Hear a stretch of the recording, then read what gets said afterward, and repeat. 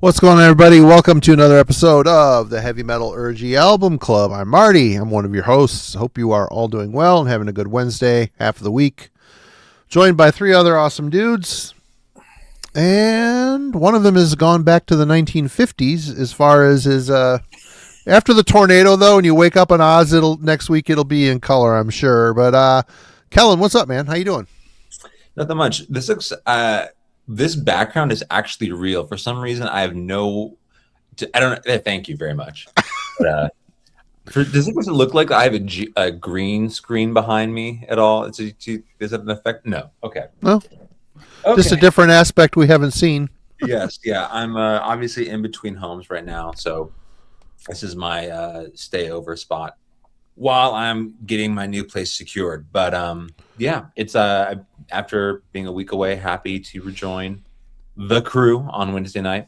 Good to see everyone here again. Talk about some 80s thrash. I'm away from my collection, so I have nothing to show off for you tonight or anything like that. I'll let the rest of the crew talk about what they've been listening to. All right. Logan, how you doing? Anti-M. I'm doing fine. I'm going noir tonight, or as Kellen pointed out earlier, I'm going Mark Riddick route. I don't know what's up. My camera, I'm in black and white, so I'll be fucking around with it behind the scenes, when I'm not talking. But hey, you can see me, you can hear me. It's kind of a win, so I will take it by my standards. There's a delay between the video and audio, but we can still hear you, so it's all good. It keeps getting better. Awesome. Thanks, Ryan Parsons. Appreciate you, man. Thank you for the Cheers. super.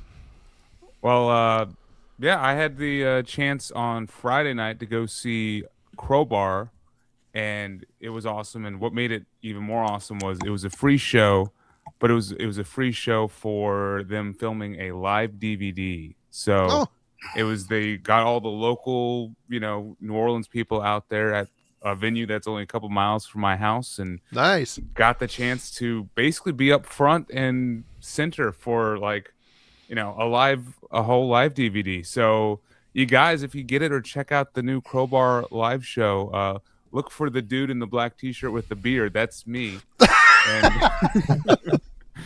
And definitely, wave at me on the TV up there, or on YouTube or whatever they put it on. But that was definitely a highlight of my concert year and, metal year for sure. While standing in line to get this T-shirt that I'm now wearing, they did have one of the other bands that one of the other members plays in, Pat Rugers who plays bass in Crowbar. He's part of a NOLA punk band called Raid. You guys haven't heard? Wow, this is really when I could use some color on my screen. But yeah, you can still spell it. But this is just straight up fast, kind of juvenile punk from a bunch of dudes in their 50s and 60s. It's fun, and 25 minutes. You can't go wrong. Check out Raid if you're looking for just pissed off New Orleans representation in the punk music scene. They have a track on here called "Don't Touch My Beer," which is my personal highlight. And then a lot of thrash around these parts between tonight's stream and the one you guys did on Friday night, the Best of the Bay Area. Mm-hmm. It's been thrash central around these parts, and I've come to the conclusion that 1988 might be one of the better thrash years in general. I don't know if you guys back me up on that, but a lot of stuff happened in 1988, and there's just so many different releases that I think are all pretty phenomenal. This is one of them. I think they're almost a Bay Area thrash band, I think, if I remember correctly. But Coroner's Punishment for Decadence, absolutely killer album. One that I kind of am new to owning on physical. So I've had a great time listening to this in the car this week. Skeleton on Your Shoulder, Sudden Fall, Absorbed. Man, great stuff. And then finally today marked the year of No Ozzy. So broke out a little... I know I wasn't alone. I saw everyone paying their tributes, and mine was just Diary of a Madman. I think this has become my favorite Ozzy solo album, since his passing. You Can't Kill Rock and Roll. That song actually gives me chills every time. Great song. That's a great song. Absolutely. So, cheers. All right. Good to see you. Jim, what's going on? How you doing? Good, man. Happy Wednesday to all. So, obviously with our topic of tonight, I had to bring out Doomsday the Deceiver and revisit that. Iron Tears. I love the bass sound on this, man. Clangy and awesome. It's my favorite Jason performance. He's just really loud and all over. It does some really, really cool runs all over this record. So it's always fun bringing this out. And good to revisit and prep for tonight. Out of those first 8 years of Maiden, which are my favorite, like I probably visit Peace of Mind like the least, really. You know what I mean? And which I don't really know why. I mean, there's tons of great songs in this, but a guy at work was telling me how Peace of Mind was his favorite, and I'm so used to just thinking about Power Slave and Somewhere in Time. I was like, really? And I was like, I need to go back and listen to that again. It's been a while, and but yeah, man, it's definitely an awesome album. What was Quest for Fire? It's great listening to that again. It's been a while. Sun and Steel, I also like. I like the deep cuts on this. Yeah, Sun and Steel, awesome. I mean, obviously, there's all the famous songs are great too, but I really enjoyed revisiting, the like you said, Marty, the deeper ones again, just to remind myself how awesome they are. So that was fun. Getting back into that. Kudos to my coworker for reminding me how awesome this record is. Not that I really needed to be reminded, but it's just been a minute. And some Decision Day Sodom. Really like Tom's vocals on this. He's killer bass sound, great riffing. Yeah, man, just more, can't go wrong. Sodom. And, I'm reading the book right now, the authorized biography. Almost finished with it. I've had that. I haven't started reading it yet. I've been meaning to. I just haven't been in the mood to read, I guess. Reading is hard. Yeah. It's pretty cool. You can tell it's a translation that kind of stilted sort of, straight from German to English translation thing. But it just makes it fun to read, actually. And it talks a lot about the shows and, Tom's various struggles trying to keep the same lineup or similar lineup throughout the year. But yeah, so definitely fun to kind of, read that book and have Sodom playing in the background. It's really cool. So also, revisited When the Storm Comes Down again. We'll talk about this cover shortly. The whole album is ugh. Yeah, I did not like this back in the day. And, listening to it this week, like I was like, it's better than I remembered. I need to revisit. It's been since it came out. I haven't listened to it. I think it definitely lives in the shadow of No Place for Disgrace, big time. But we'll talk about some of that when we get to my question. So, but yeah, that's what I've been spending. All right. Well, I'm kind of obsessing about this band a bit. Norway's Ulvhedner. This is a Norwegian band. I've got all their albums now except for their latest one that just dropped this year. This is my favorite of the two, Fjos Metal. There's the lead-off track on here, Heimet. Oh my God. It's just a folky, super earwormy, catchy main riff on it, but this is like the younger brother of Ulver in stylistic of the metal years. But very folky. The vocalist is very much screams from the throat, but his voice is just unrelenting. There are some cleaner, like chanting type vocal styles. I think the bass player does them. I love the sweaters and the flannel in this thing here. Yeah, this is one of those bands. They've got really cheesy, odd videos of them just kind of hiking up a trail into a mountain, wearing their flannels and they're carrying an axe and shit.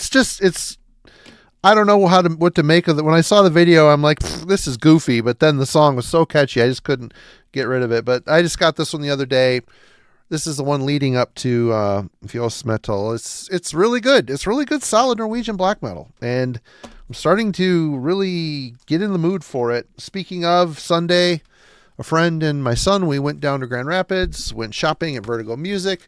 Finally, I own a copy of Vikingliger Veldi by Enslaved, the debut album. I paid too much for this, but I've always had just a CDR of this album. And I'm like, God, why do I not own it? It's so good. So here it was, $40 later. This is really cool. It's got UV spot gloss on it. Really nice vinyl color. One track aside. And it is just a classic black metal album, or Viking metal album. It isn't really black metal now, is it? But yeah, I really like the folk elements of this. You know, they kind of got a little bit more aggressive on Frost and moving forward before they went full prog. But yeah, and I haven't listened to this yet, but I own this on CD. But one of the stores we went to had this in the used bin, the first DRI album.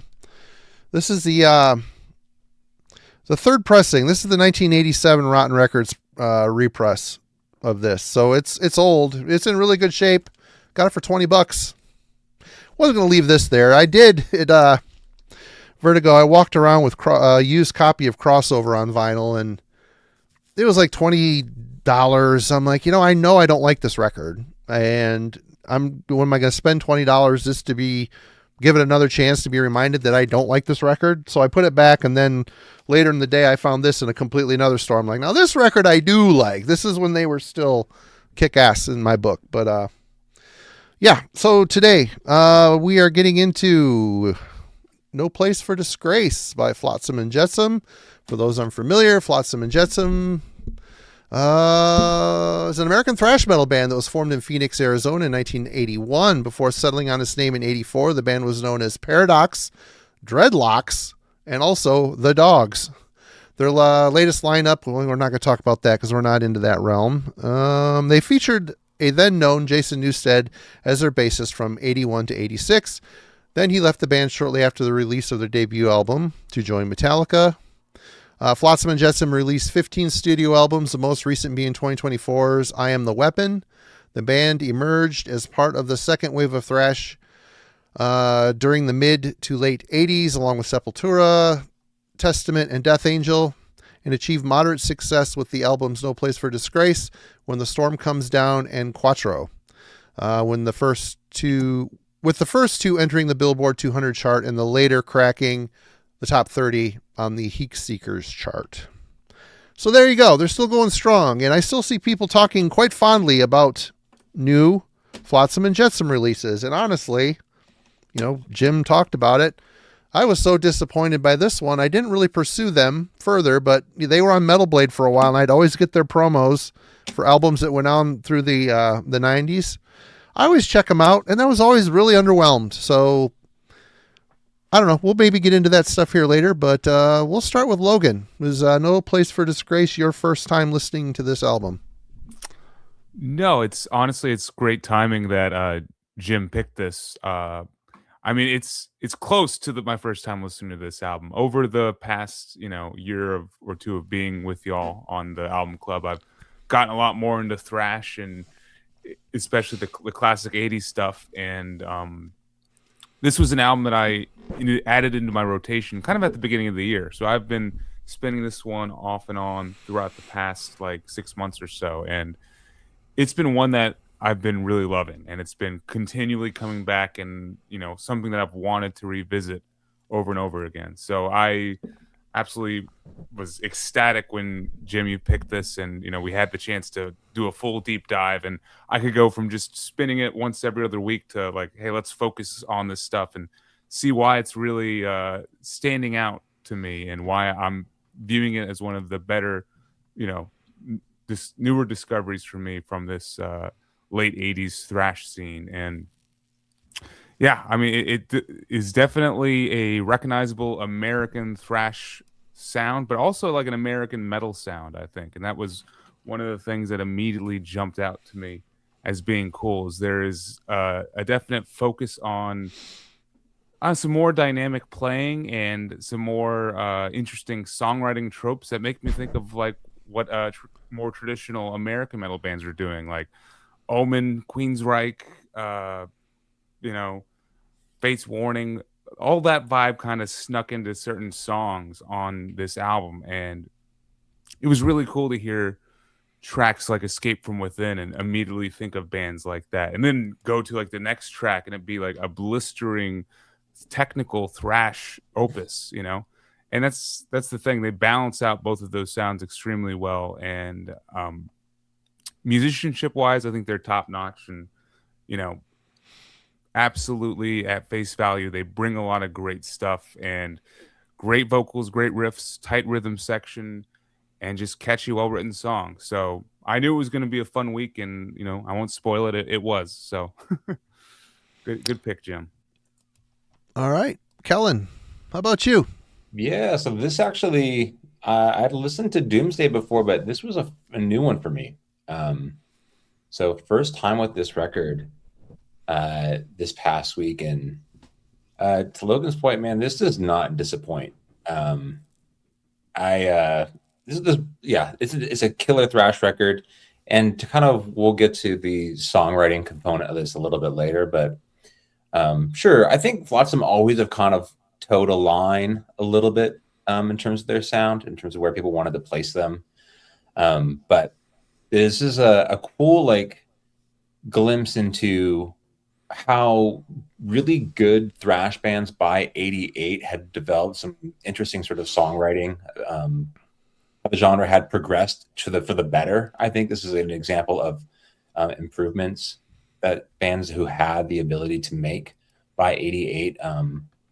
Because there was some cool sort of guitar flexing going on here, and tremendous vocal performance. So a lot of fun this past week to listen to it, and first time going through, I liked it, and then over the course of the week I just found more and more positive things to say about it.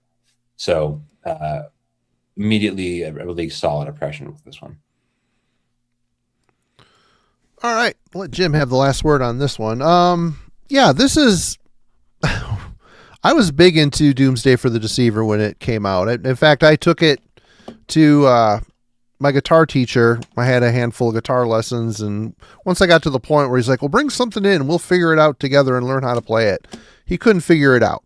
Blamed it on the tuning, blamed it on this and that, and I took the tape home, and with the few things my buddy showed me, I figured out the main riff in the song, the main song I wanted to learn. So I'm like, I'm not going back to that guy. Anyway, that's a weird sidestep, but no, I was very much into Doomsday for the Deceiver, and you know, listening to this week is the first I've heard this, and my kid has listened to this. He's like, oh, I've been jamming these albums, they're killer. I'm like, I've had them sitting on my shelf forever, and I could not tell you the last time I've spun Flotsam and Jetsam. It is so strange. It's probably because I never upgraded the cassettes. I just never got the CDs, and cassettes are always the last thing that goes into a player around here, just for whatever reason. But so yeah, No Place for Disgrace. It has been ages since I've spun this record, and pretty refreshing. You know, I didn't remember. I remember the songs, but I obviously didn't listen to it as much as I did Doomsday. So I don't know what it was. I can't remember the disconnect between the two, whether I picked up No Place late and was just into Metallica at that point and went off and running into other bands. Because, you know, this band's still kind of, you know, with Eric A.K.'s voice, he clings to like a traditional metal. He's got some pipes. It isn't the way he sings, you know, his shouting style is still melodious, but very aggressive. And, but he's got a very crisp tone. And when he takes it up in the higher register, it's like, he's kind of the leading charge of this music in a lot of ways. Thankfully, the music is still very, very good, very thrashy. The guitar work, there's some cool, the way they play off of each other, the guitar players play off each other. It's pretty cool. And so it's been a fun refamiliarization this week with this album. Jim, how about you? Yeah, so I actually can't remember what the first time I heard Flotsam was, which is odd. But, you know, whatever it was, I don't know if I heard Doomsday first or this first, or if it was, the video for Saturday nights on Headbangers Ball. I don't remember, but all I remember is that I bought this and just from that first track on, just immediately loved it. AK's voice is just soaring, pure metal awesomeness. Great harmony leads, just soloing in general is really great. And at the time, I was, I had only been learning to play bass for a short time, and so hearing Troy Gregory's playing was just really awesome for me. He's a really, really great bass player. He does some really, really cool stuff, just like all over this album, which I think it was smart for Flotsam to pick up, another really talented bass player with Jason leaving. But also thought it was brave of them to choose a guy who played with his fingers and had which because of a completely different tone, than Jason's very aggressive picking style. But it works. It works on this album. It plays into the production, and it just really kind of gives it this nice kind of rounded off tone, for the guitars. And so it just stuck with me. I felt, the album was, eminently headbangable. Loved the cover art, really just everything about it. It really just sat well for me. This is something I've had on the back burner for a while, and only recently, I think in the last year that I've finally got it on vinyl. So been waiting for the right opportunity. So looking forward to talking about it tonight. Shall I dive into our question?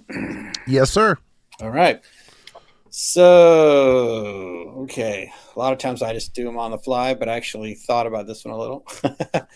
The cover of Flotsam and Jetsam's No Place for Disgrace stands as one of my favorite among those in the thrash metal genre.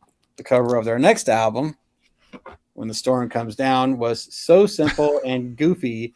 By comparison, I decided that when it came out, I would wait to hear it first before buying, which was actually a big deal for me because I loved No Place for Disgrace so much, and also Doomsday for the Deceiver. So when I finally did listen to When the Storm Comes Down, I found his production and songwriting, like the cover, to be, I felt it was phoned in. It just didn't have the energy or the attack. I just really felt something was missing. So my question is, can an album's cover from a band you love make you pause before automatically picking it up? Or if it's coming from one of your favorites, would you buy it? Do you buy it anyway? And has the disappointment of a favorite band's cover art ever equated your disappointment in the music, or vice versa? Kellen. Sure. There are a couple examples that immediately, when I saw your question, came to mind. So the first one was coming off the success of Beyond the Wandering Moon and So the Night Became, the sort of clip art that we got on Shadows of Old. It is just that sort of shirtless, but also like check out my tat. Yeah. Like, you're muted, dude. You're muted, Jim. I was saying I got to pull it while you're talking about it. Right back. Okay. I mean, one is these really just iconic Norwegian album covers, everything that you love about that era and that sound. To go to that kind of album cover. Now, it's kind of an interesting question because the record in itself isn't like atrocious. It's definitely a transition record for them, but it's not necessarily their classic sound. You can hear them transitioning more to like a traditional death metal band by that time. But that album cover always is this sort of like really gives me pause. That's like the first example that I can think of. Like other bands that I kind of grew up on. By the time like Neurosis moved to the Eye of Every Storm in 2004, it's just such a bland kind of gray color, little sort of hurricane looking circle thing. It just is another band that from the mid 90s when I was kind of getting into the music, one, I don't like the record at all. Two, it just feels, to use your phrase, phoned. There we go. Thank you. There we go. Phoned in. Yeah, like the whole thing there. There was Obtained Enslavement had an album cover like that. I mean, there's just a few. When there was always the goth chicks, there was like a whole Yeah. section of Norwegian black metal that had like the goth chicks in various scantily clad or boobs hanging out type album Right. covers. Right. Yeah. So like there's definitely moments where it's not just that the album cover is bad, but it feels like a transition period in history, right? Like they're making it a decision as a genre to approach things differently visually based on technology at the time. Potentially there's like shifts in culture and what they think is going to be popular, or trying to make, experimentation in terms of their sound. So I think with your example with Flotsam, it's like not just that the album cover feels phoned in, but it's also like the party's over, like whatever this band was supposed to be. Like it's sad that it's kind of come to an end. And for me, to have like, a band like Neurosis that was on Alternative Tentacles, a decade later, to be completely sort of divorced from that sort of sound that gave Enemy of the Sun, to Eternus, which had this classic sort of Norwegian sort of melody, to move to something that was a bit more familiar and almost, I don't want to say like uninspired kind of death metal sound. Boring U.S. death metal is what they kind of went for, I think. Yeah. So it was a downside for me that was represented on your album cover. There is a great sort of cue for me there, Jim. But those are the two that just immediately jump out to me. And I think if you were to give me like a week, I could give you like 25 that that had the same sort of issue. How about you, Logan?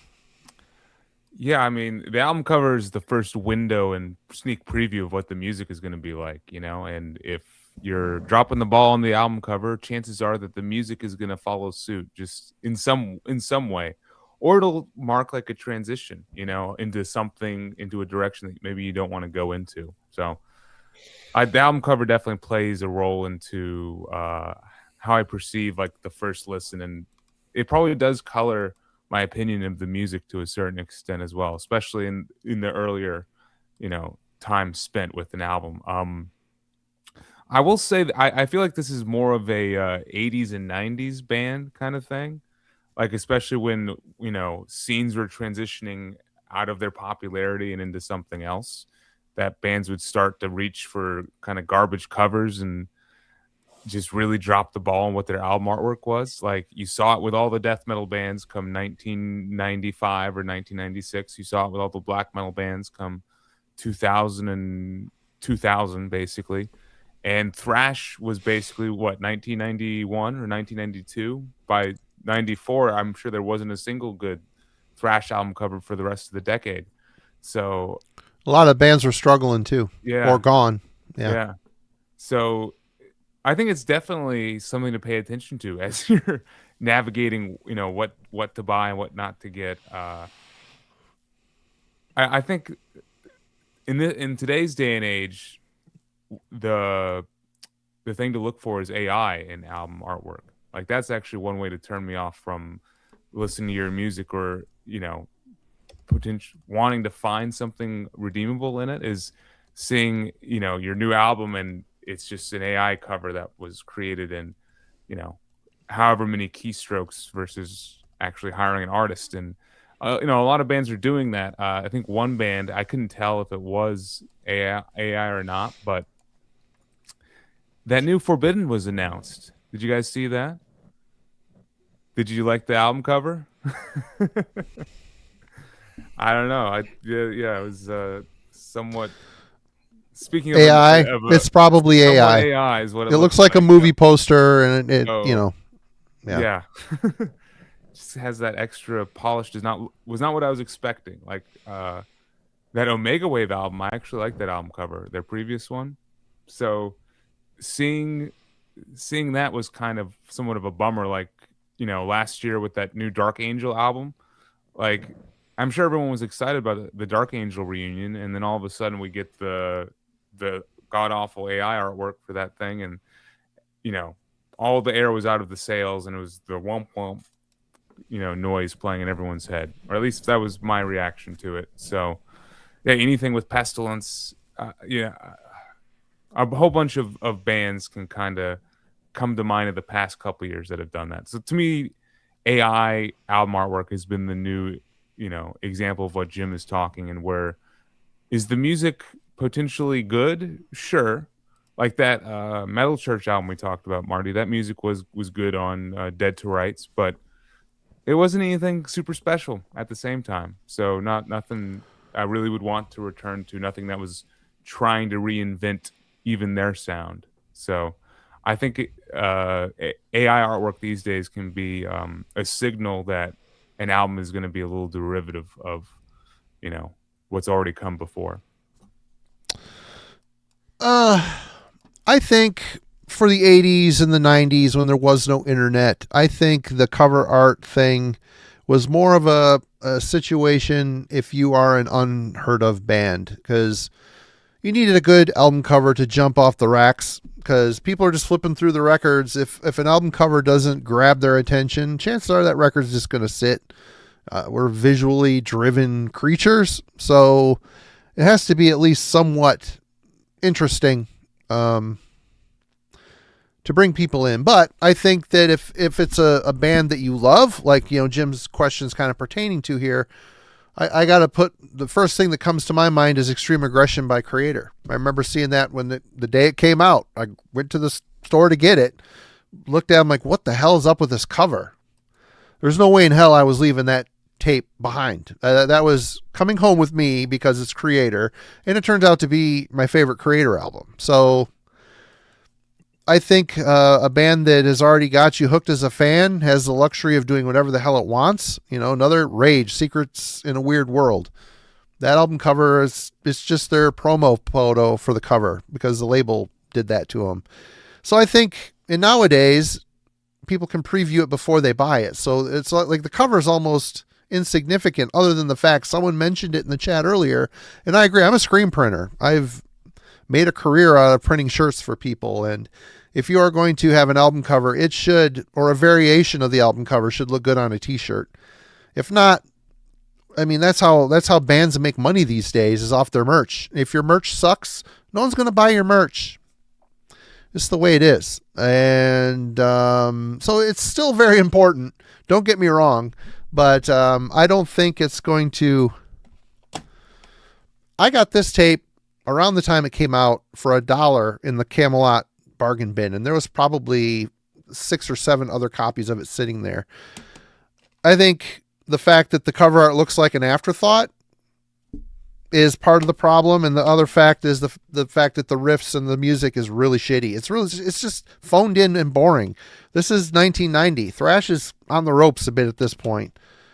The No Place for Disgrace, I don't mind the cover. Even Doomsday, it's not a great illustration. It's very cartoony. It's just cheesy. I wouldn't wear this shirt. I just wouldn't. I don't like their logo. I don't like the illustration on here. But, taste, subjective. Jim, what are your thoughts on your own question? You mean you don't like the green sea monster guy? Yeah, he looks like a booger with teeth.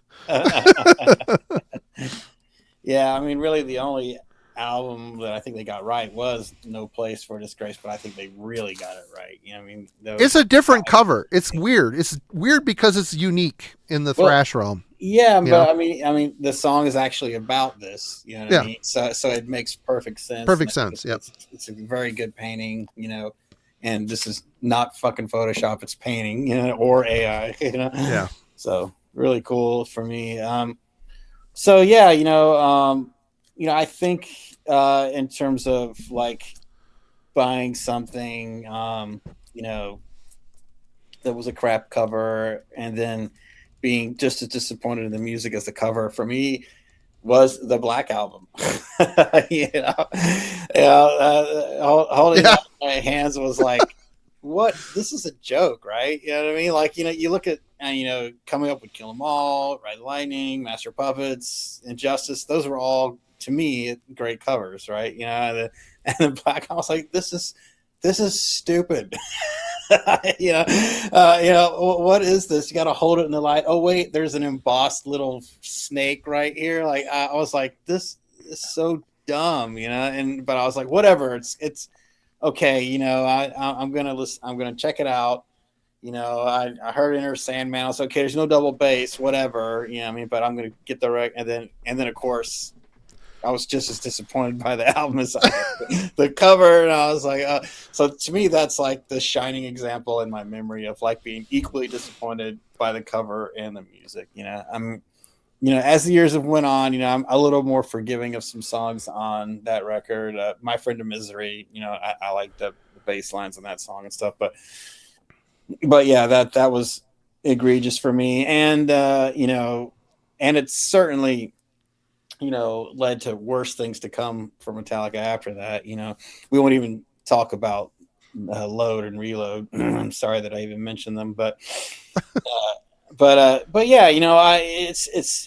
it does affect it for me, because I think I've just whether there's a lot of truth to it or not, or it's just my personal experience coloring it for me. Like, if I love a band and the album cover is really bad, it oftentimes will dissuade me from just automatically picking it up if I haven't heard it. I'll want to hear some of it first. Like, and I think it's just because I've been burned in the past as a youth so many times that it really does that to me. So when we think about the ice skating Dark Throne cover, right? Oh God. Later Dark Throne is hit or miss anyway. But that's another example of an album that was kind of just as bad as the cover. It was just phoned in.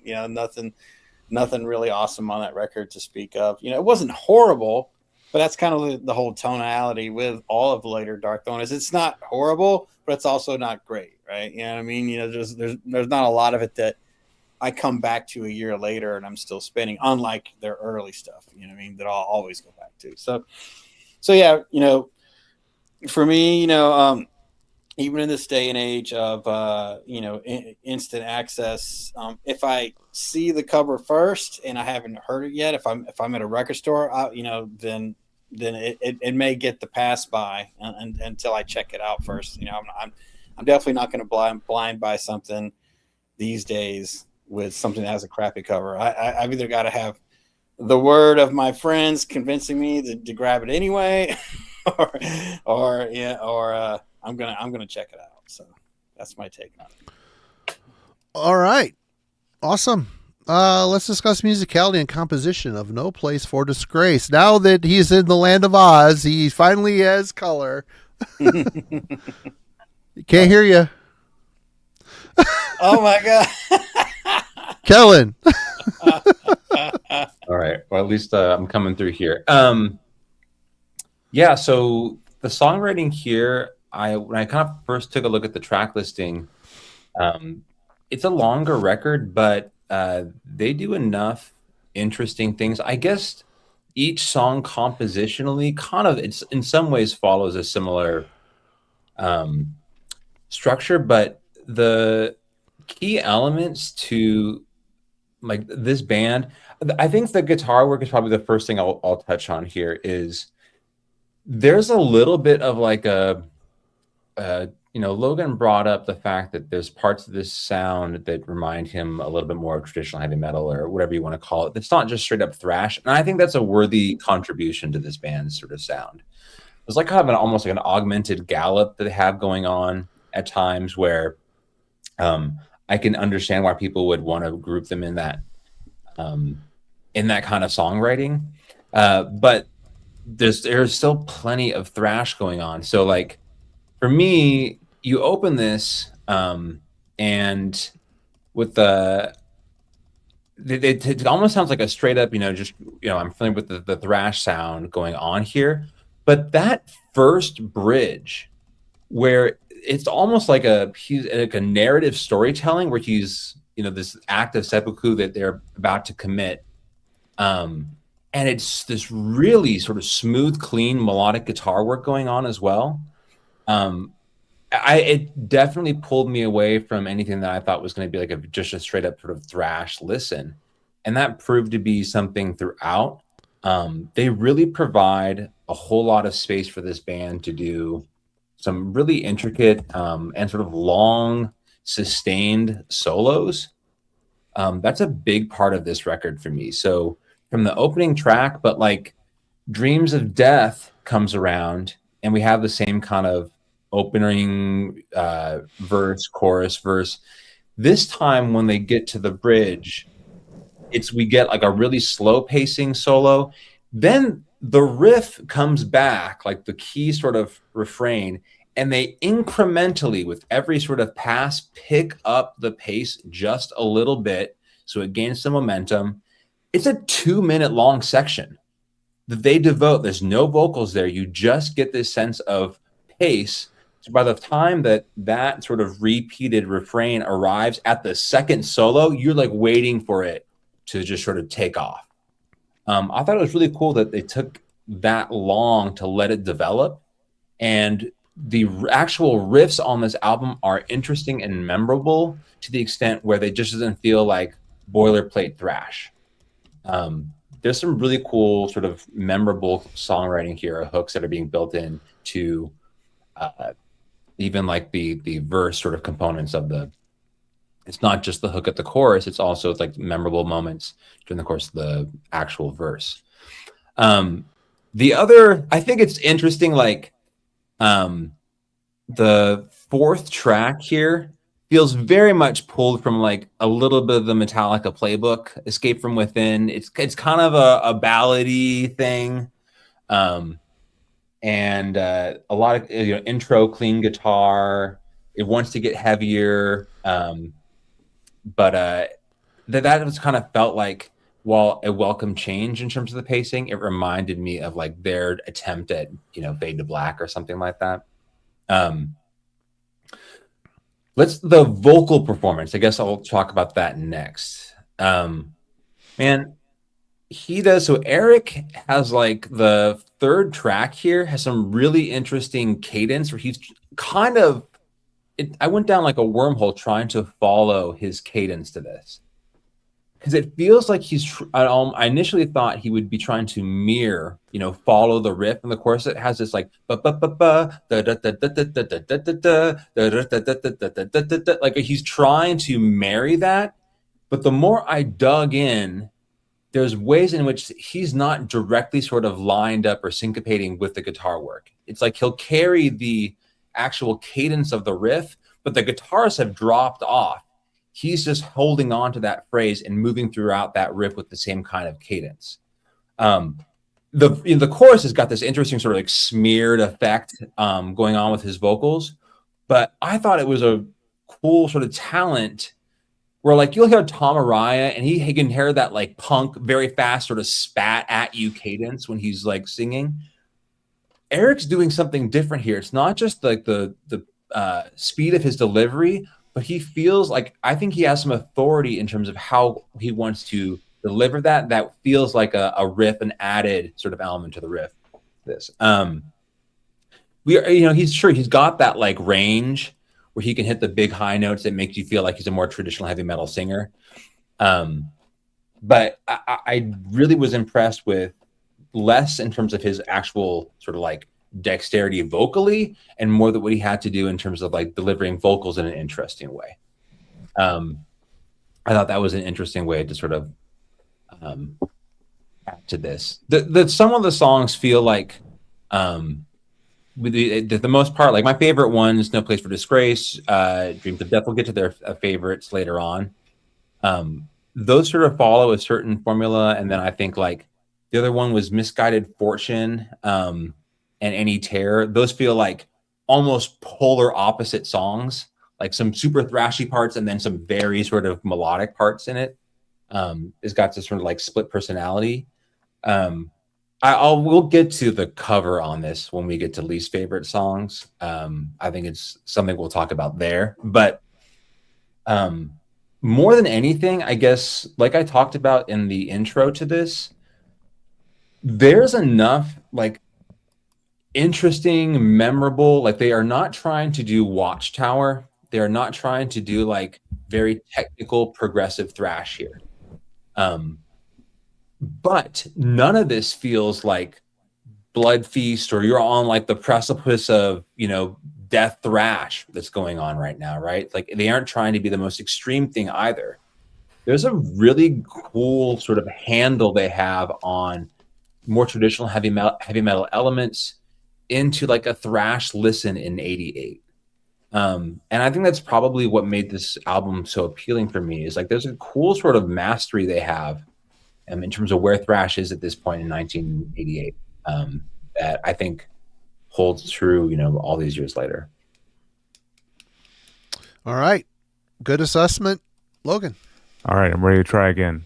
All right, there we go. There he is. One of those situations with Callum where I could just say ditto, because man just summed it up pretty well. I think No Place for Disgrace is a perfect representation of the high points of thrash in 1988, because I do think at a commercial level and just like, the thrash that was a little bit more above like the underground, that was more playing with death metal, it really reached its peak, I feel like, this year. Like we're living in a post Master of Puppets world, and you can kind of tell that a lot of these bands are taking note from Metallica, as you mentioned, Kellen. I mean, I wrote down Fade to Black for sure when thinking of Escape from Within, and a couple of these other, like the way that these songs are dynamically shaped sometimes make me think of certain things off Master of Puppets for sure, like the flow of the Master of Puppets track, or Welcome Home, Sanitarium,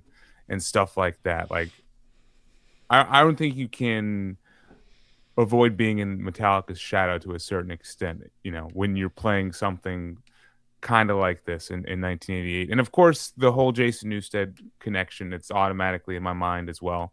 But they're doing their own thing, though. 100% are doing their own thing, and they're not actually in the shadow that much musically, besides just a couple compositional notes, I think. Yeah, man, sound-wise, this is just such a cool balance between thrash and just some traditional American like heavy metal. I already mentioned Fate's Warning and Omen and Queensryche, but a couple of these tracks and these bridges really make me think of those bands. And one of the highlights of this album is the variety, not just within the album itself, but within the song compositions too. Kellen already perfectly summed up the title track, that is just like ripping technical thrash, and then you get to the bridge and it just drops out into this like beautiful, clean, like heavy metal ballad part about the seppuku, and it's awesome. It's totally one of the best parts of the album, and it builds back up into that thrash intensity, and it just all feels so natural. Like it doesn't feel like they're ramshackling different sounds together. It feels cohesive, like Flotsam and Jetsam, or how they sound on this album, and they pull it off. Like I think one way they do that is, of course, the vocal delivery of Eric here. Like even on his more melodic delivery and the melodic songs like Escape from Within, they're doing some interesting things, and he's doing some interesting delivery with his vocals that make it sound a bit more experimental and different than what a heavy metal band would be doing. Like the smearing of his clean vocals during the chorus of Escape from Within, very cool. Like forced, it feels forced, feels like he's trapped behind a wall or something kind of delivery. It's interesting, and it like is something that makes that song, I think, more unique because of it. But then they drop, on a dime, they switch up and bring that thrash level intensity in basically every single track, and it's totally a high point when the tempo changes and just they leap into this very advanced technical thrash. And like the performers are all amazing. Like the guitar riffs are top notch. The rhythm section is just so much fun to listen to. Like the bass performance here, absolutely a high watermark of this album. The specific song I want to shout out that didn't quite make my favorite songs, but Any Terror, he has this like bass line or bass, section that is just amazing. You just want to hit, rewind on that, and it's one of the high points of the album as well. And the fact that I think each instrument kind of has, its own unique trait that it's bringing to this album is one reason why it excels so well musically, Eric is absolutely a highlight, as I already said. I like the subject matter that they're kind of teasing with. I think they're definitely exploring some late 1980s classics. Like we got the PMRC song, the "Hard on You" track. What the fuck, those kind of songs. But then we also have like just the song, the title track, "No Place for Disgrace." Totally awesome that they're singing about that, and the lyrics of the bridge, you get chills just listening to them talking about executing this guy. It's crazy. And I just love the way that the music kind of mirrors what the lyrics are about. Once again, Kellen talked about that section of Dreams of Death, which is one of my favorite songs, where it's like a 2-minute section where it kind of builds up tempo, and it feels like you're walking down this never-ending hallway in a nightmare, which is what this song is about. And it feels so visually captivating, and it works so well within the track. So yeah, I mean, all in all, it's just a fun, varied listen, and it certainly I think is one of the high watermarks for musicality of thrash in 1988. All right, Jim. Yeah, so for me, these guys are just really great musicians, but Kellen nailed it on the head. They don't cross that world into technical thrash or progressive thrash. This is just kind of just like really pure thrash with, and you listen to music for the Deceiver, that's almost more speed metal than thrash, really, and I definitely think this album is more thrash than speed metal, but Eric A.K.'s voice is definitely like a pure heavy metal voice, and the guitar players and Eric and the bass player, these guys are all like really, really talented musicians, right? Eric has got perfect enunciation, killer vibrato. When he hits the highs, he hits them and he stays in key. And the leads here are, when they play together, their harmonies, their melody lines are consistent and they're strong. They're memorable, very memorable. And their individual solos are shred-tastic, but not over the top in a way. They kind of still stay like controlled, where they're, for me, like palatable as a listener. They don't, devolve into wankery. And there's enough movement in the songs where, I don't really ever kind of get bored or anything, which could happen because, they for a band that sticks a lot to kind of like a more of a standard song structure for even thrash, with first chorus, intersection, verse, chorus. And, throughout that, there's different like, tempo changes and riff changes that give it color without being, just kind of drastic, and there's nothing wrong with drastic changes in thrash. That's what thrash is all about. But, to Logan's point, there is like a flow here, and that Flotsam and Jetsam has that it's really hard for me to kind of explain what it is. But certain thrash bands of this era, there were very few, but some of them I have it. When I think of an album like, Death Angels Act 3, that album has a flow to it. This is the same way. There's a flow here, and everything sort of kind of just makes sense, and all kinds of it works together, as a whole. So there is a consistency to their songwriting that stays throughout. That's kind of like an invisible thread, if you will, from track to track that holds it all together. And also, man, these guys are just, completely capable of creating things that will just make you just want to thrash your skull out. I mean, dude, it doesn't matter that it's been 38 years, dude. Whenever you get the succession of riffs that build, and No Place for Disgrace, but when that riff comes in, they're doing that hammer on pull off, dude. I don't care where I am or what I'm doing. I just want to break fucking anything that's within my grasp. I mean, I love that. It's so powerful. It's this perfect melody of of a thrash attack, but with like, you know, harmony in it too. Like it's this perfect riff. I just love it, dude. And I never get tired of it. It's just such an amazing riff. Always excited when I come back to it. And then, you know, you layer on top of that, you know, Eric's incredible vocal delivery over that, you know,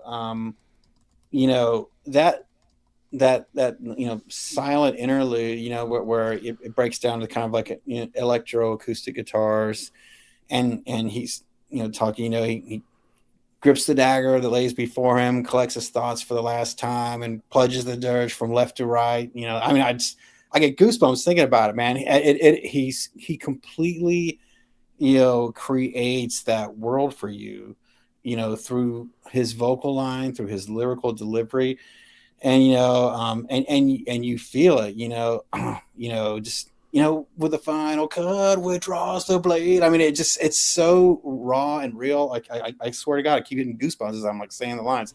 I mean, you've got to be an incredible musician to make someone feel that for like so long, and to perfectly embody, you know, that story and that emotion, you know, talking about seppuku or harikiri if you're nasty, you know, he takes that very serious, you know, act of honor, and I think gives it honor. You know, I mean, you know, there's an elevation to it, and you know, the emotional power I think is brought even higher when at the end of the last solo before it returns, you know, when he's like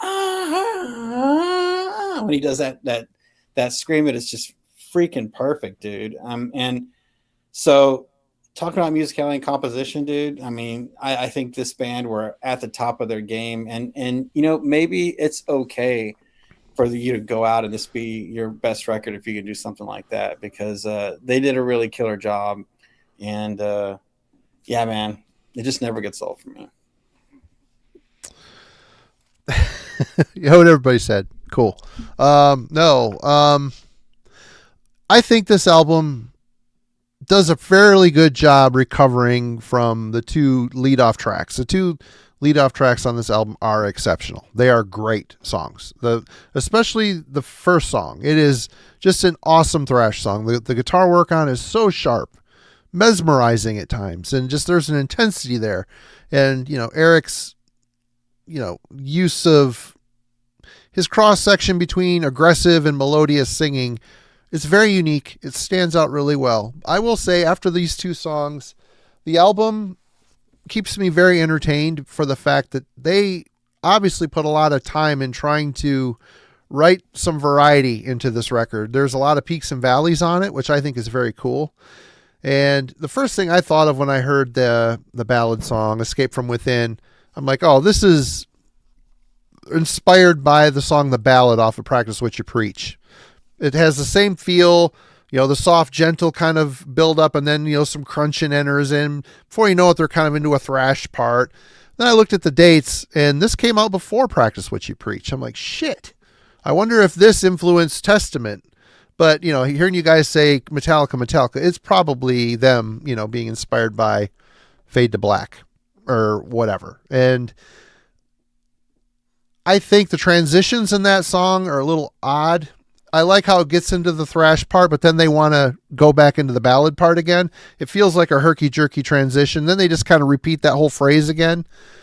I found myself really, for the most part, enjoying a lion's share of the record, but there were riffs here and there, which we'll get into when we start picking the tracks apart, that I just didn't like. There's a song where they, like a groovier verse riff, and it kind of forces Eric to sing in a more tough kind of, you know, I think it's the PMRC song actually, where he's, we'll kick your ass type of thing. And his voice just doesn't lend the, I'm going to beat your ass kind of, he doesn't have a beat your ass kind of voice. In my opinion, I could be just an asshole for saying that, but there's just a few choices here and there musically that I didn't vibe with. I didn't like the transition, but mostly I think the album is very well done. I think they got to be applauded for trying some different things. They're not just all thrash from start to finish. You know, I think the Elton John cover is a bold choice. I don't love it, but I think it was a bold choice. ultimately, my biggest problem is the way they laid this album out. It ends with that instrumental, and we'll get to that here in a minute, what I think of that, but that is not a good ending for the album. It should have been the cover. And I'm gonna side with Daryl on this one. In this case, it's kind of a fun, energetic song. That would have been a good cover to end the album on, especially because the track before it, which is PAAB, that song felt more like a proper closing track for the album to me than the intro. But other than a few, moving around the song track, the track listing, I think it's a really damn good album. I think musically, it's a lot more adventurous than Doomsday. Like Jim said, Doomsday had more of a speed metal feel, which awesome. Love that shit all day long. But this album's got a lot of maturity in the songwriting, and I love how they always go back to that energetic, aggressive, thrashy foundation. But yeah. Anyway, let's just talk about the production. Jim, let you go first this time. Sure. I definitely think that production is super important on this record, because everything is just really dialed in. And who did this? I need to look at. Bill Metoyer.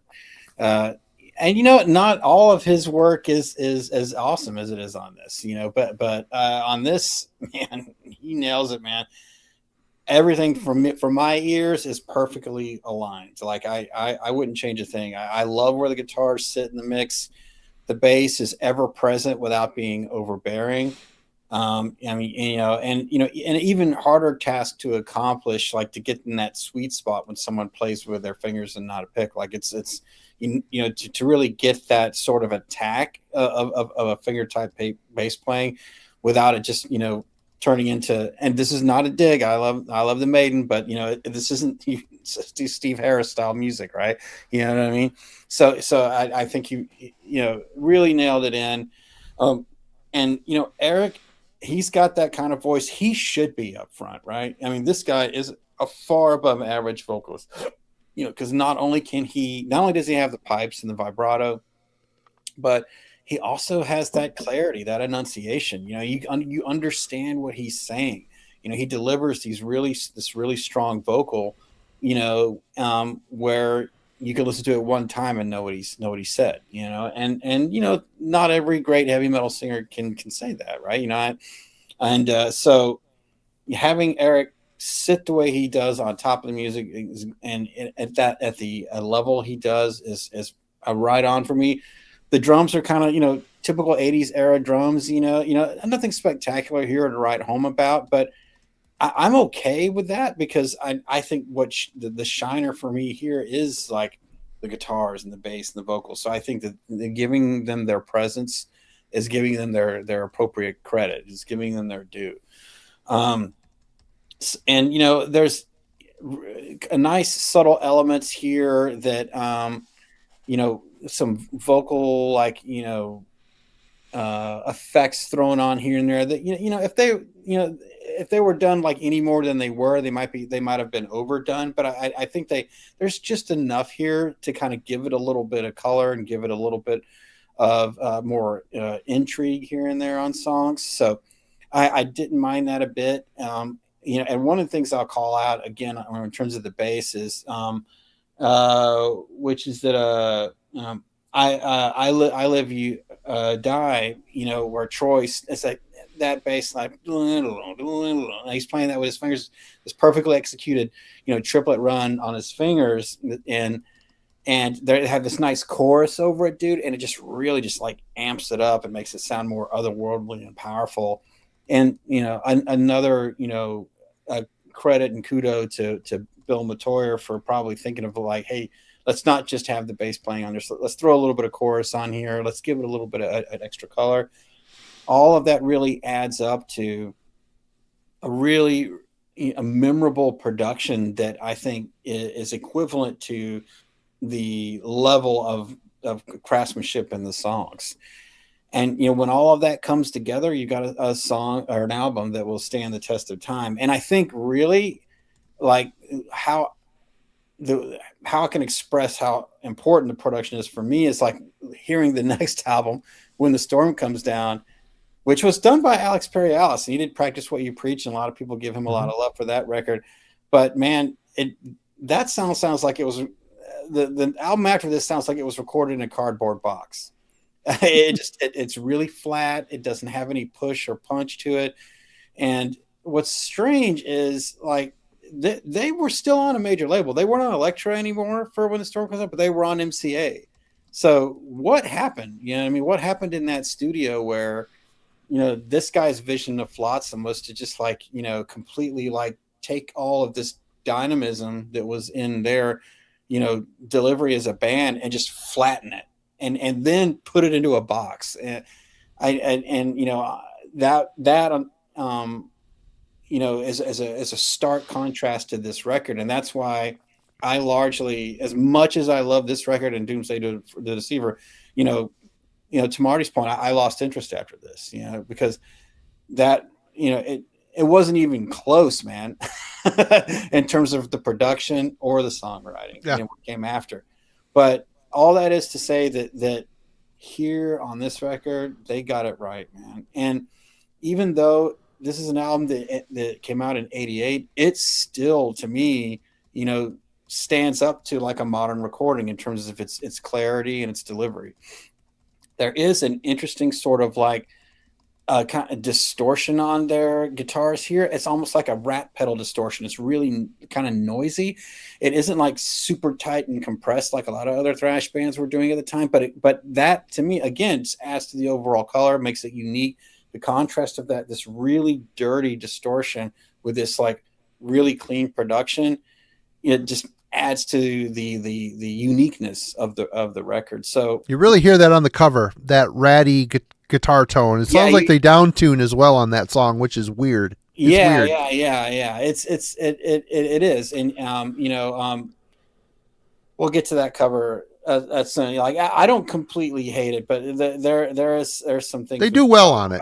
I think they did well. And I guess I'll just go off on it a little bit here, just saying that to me, when you look at what was coming out in '88 in the thrash world, every thrash band had a cover song on it. And I think that was a label push. Like, hey, you got to do some kind of a cover here. We're going to make a video for it. Right. You know what I mean?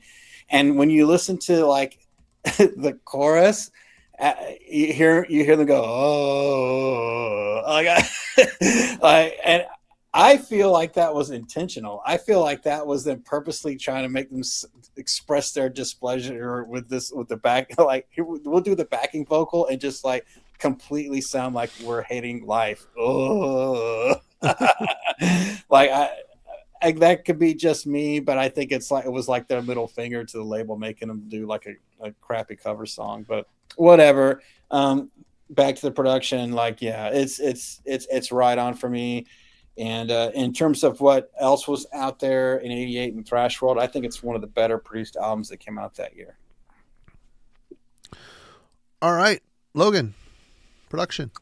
Yeah, I mean, I agree with Jim's last statement. From what I've heard of thrash albums from 1988, this is like the ideal thrash production. Like, you can hear every single performance perfectly. Like, it's amazing how well you can hear the bass through here and the drums, and just everything is just right in the mix. The guitars and the vocals are like cutting through kind of equally, and I really like how they layered the vocals in there too.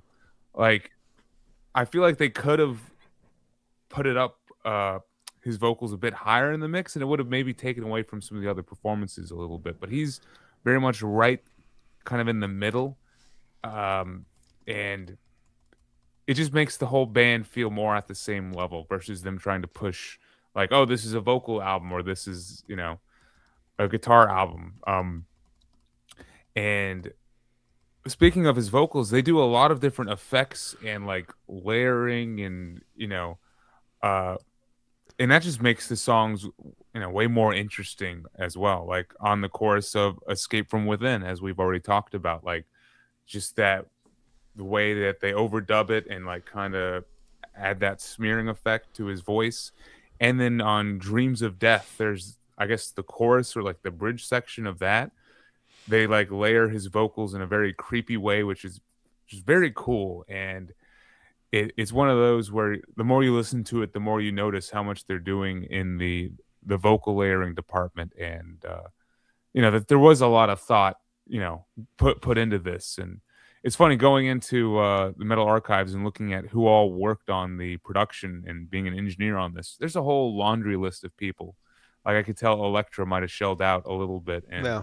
I think it paid off, man. I think it paid off perfectly for the sound of this album. Like, it's clean, but it still sounds extremely aggressive and in your face. And, the polish does not take away from the thrash performance and the fact that this is a thrash album. And it is up there with the best that I've heard from this era, period.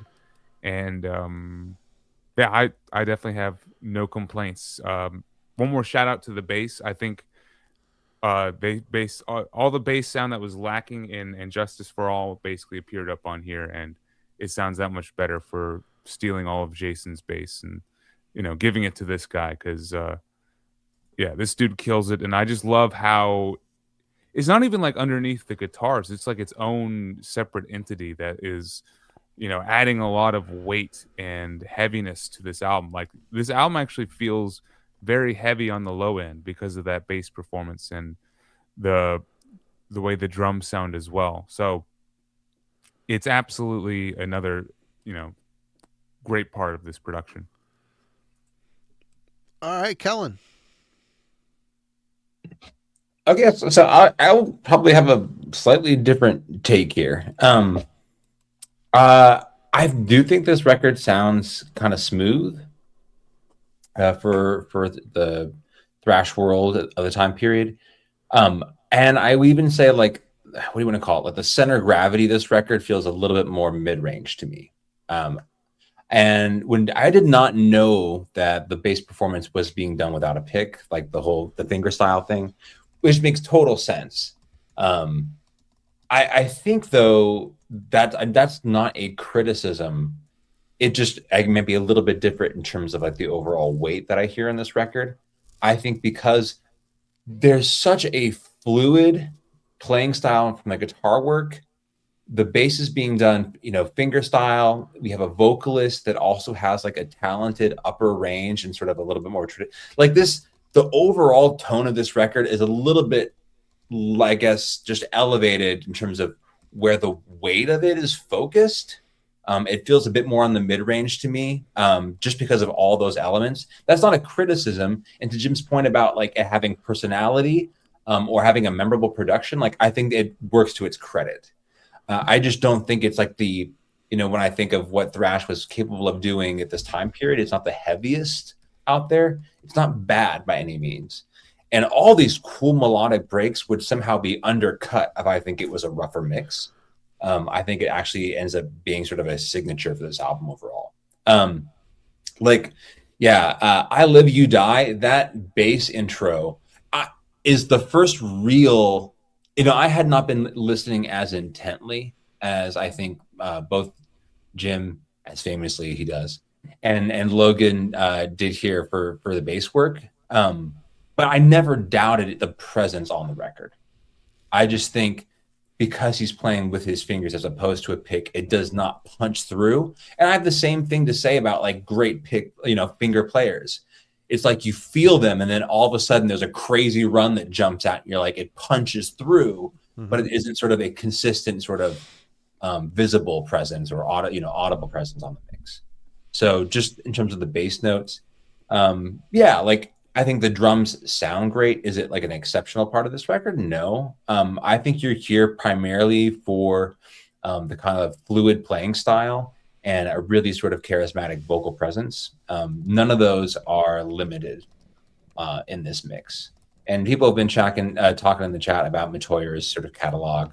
He's a very trusted sort of producer in this world. So it's a killer mix. I don't hear it quite as heavy potentially as Jim and Logan have stated, but it's not a bad thing at all. It 100% suits the talents of this band, I guess is what I'm trying to say here.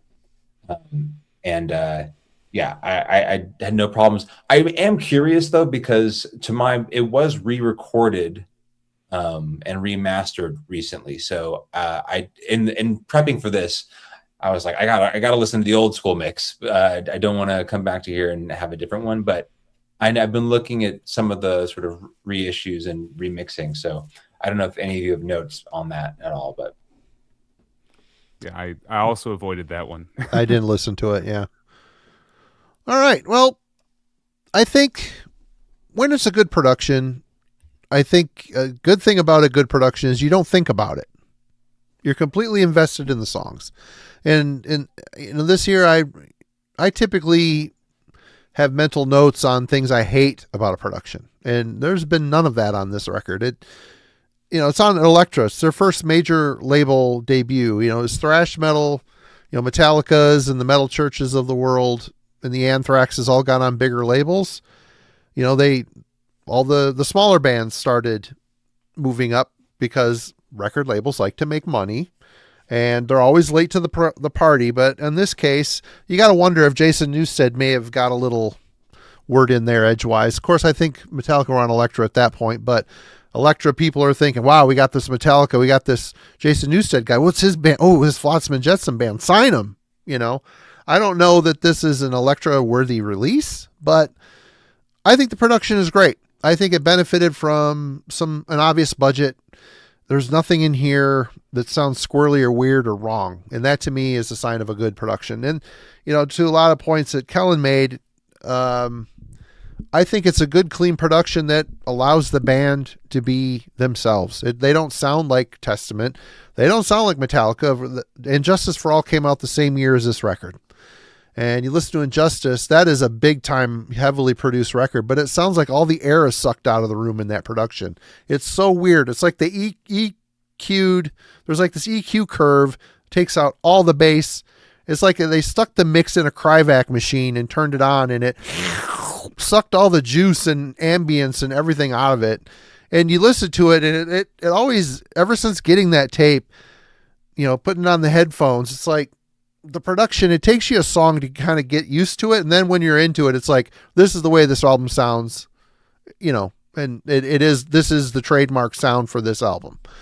Flotsam and Jetsam, I think sounds like Flotsam and Jetsam here, which is cool. It's not them. We want to sound like this. I didn't get that impression here. I think it's a good production that let the band be their own unique voice. So that to me is a sign of a good production. There was no like head scratching or, oh wow, that's annoying in my notes anyway.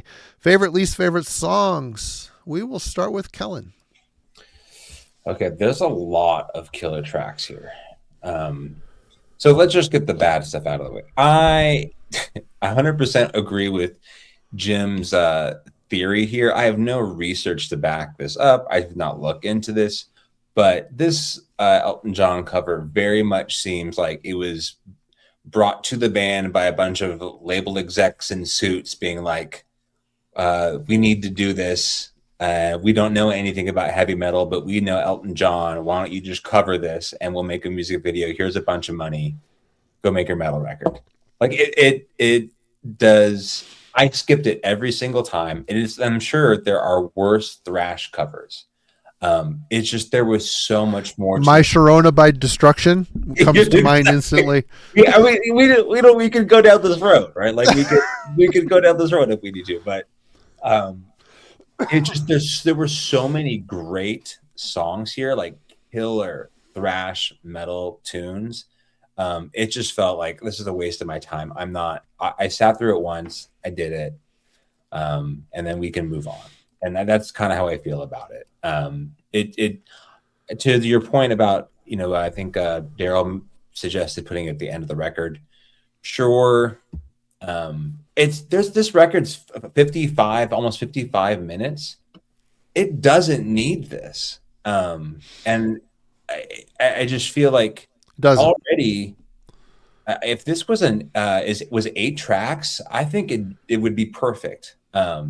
So, potentially where I'd want to cut, I thought, like, I don't know how the end of this for me, maybe the PAAB or Hard on You. I don't know. Like, I get that that's like an iconic lyrical contribution here, but if you cut, the cover and maybe one other track, maybe the instrumental Jones, we can take a poll and see what people would cut. But the rest of these songs, I think, are worth your time. I mean, we've talked at length about No Place for Disgrace.